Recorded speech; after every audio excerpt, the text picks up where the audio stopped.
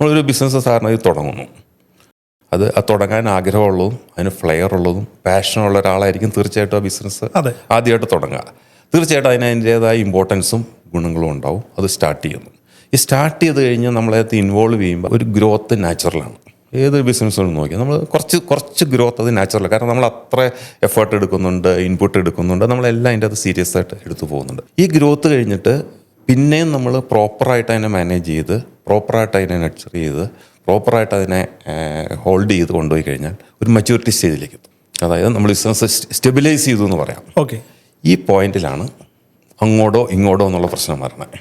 ഈ പോയിന്റിൽ വേറൊരു ദോഷം എന്താണെന്ന് വെച്ചാൽ, ഒരു ഇൻഡിവിജ്വൽ തന്നെ തീരുമാനം എടുക്കുന്നു, അല്ലെങ്കിൽ ഫാമിലിയുടെ അതിൻ്റെ കാരണവർ തന്നെ തീരുമാനം എടുത്ത് പോയി കഴിയുമ്പോൾ പുള്ളിയാണ് തീരുമാനിക്കേണ്ടത് ഈ ബിസിനസ് നന്നായിട്ടാണോ പോയിക്കൊണ്ടിരിക്കുന്നത്, അത് എന്തെങ്കിലും കറക്ഷൻസ് വരണോ എന്നുള്ള ആ മെച്യൂരിറ്റി സ്റ്റേജിൽ. ആ മെച്യൂരിറ്റി സ്റ്റേജ് ശരിക്കും നന്നായിട്ട് ചെയ്യുന്ന ചില കാര്യങ്ങൾ കണ്ടുകൊണ്ട് ഒരു പക്ഷേ നമ്മൾ വിചാരിക്കും ഇത് അൾട്ടിമേറ്റാണ്, ഇതിങ്ങനെ അങ്ങ് പൊക്കോളൂ എന്ന്. അവിടെയാണ് ഡാമേജ് വരുന്നത്.